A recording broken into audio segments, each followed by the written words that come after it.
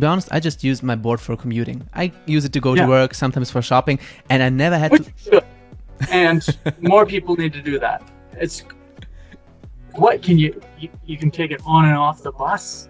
You can put it, you don't have to leave it outside. It doesn't get stolen. Correct. When you're shopping. Like, I mean, it's such a good way to commute. Oh, how did the GreenSkate? What did happen there? Because we have this in Germany too.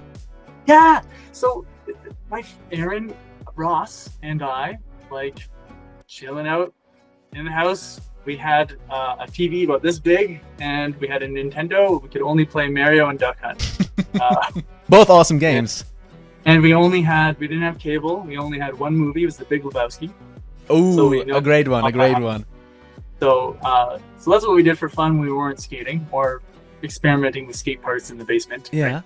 But and then what we did was, and we started organizing events. We started, actually somebody passed away in our town. They were riding skeleton headfirst down a hill into a T intersection with a stop sign. And then their brother was spotting them, but he wasn't down at the bottom of the hill yet. And the guy couldn't stop himself because he was face first. You drag your shoes behind you, right? And went right into a car and passed away.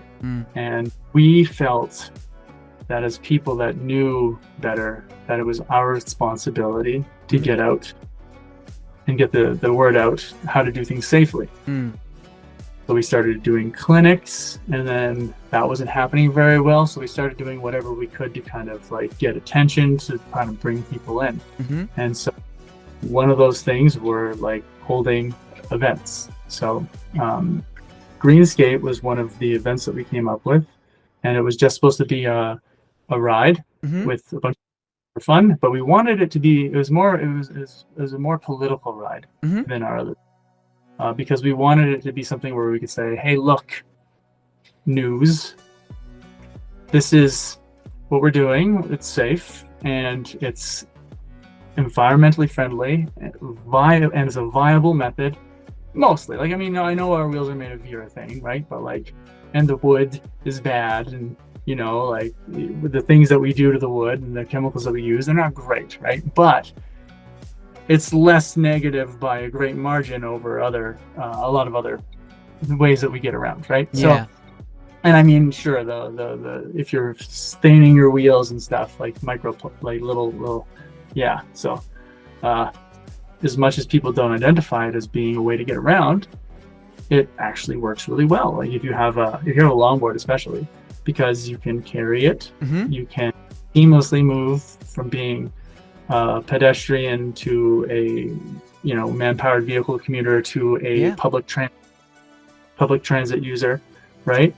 All the things we mentioned about where you can carry it inside and stuff, right?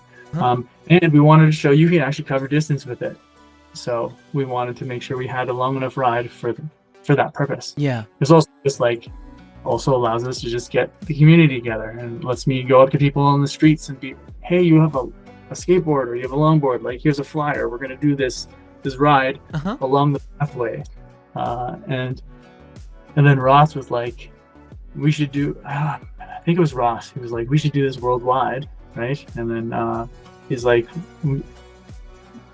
he contacted like the Earth Day organization, and then he said, hey,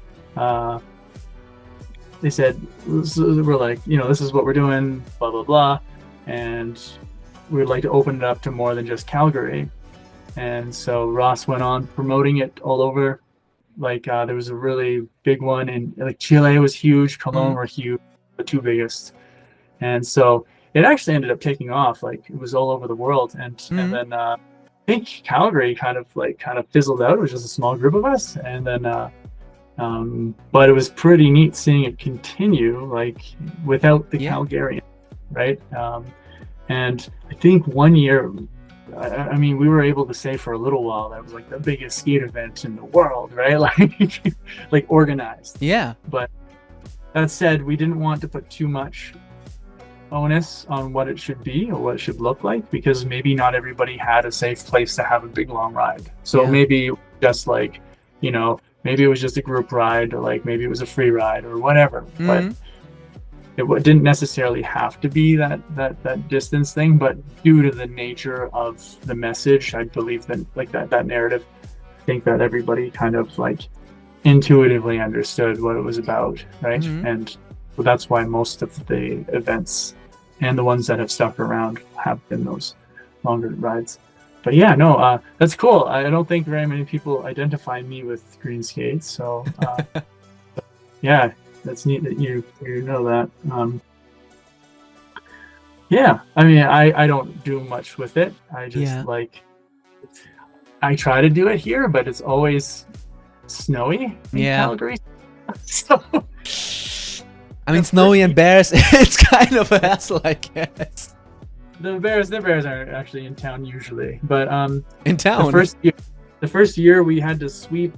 I swept like 3 kilometers with a broom to clear the gravel off the path, so that way, because they had gravel where the ice would form. Of course, I understand. Side of the river, and so we could have picked a different route, but we were like, this will be the route. Yeah, and we got to it. It was like, okay, I need a broom, and I swept like all day before the event. Like those curling events, right? Yeah, exactly. Yeah. Just push broom. Just that was. We weren't very smart. We were just ambitious. Hey man, that's what it's all about, I guess, right?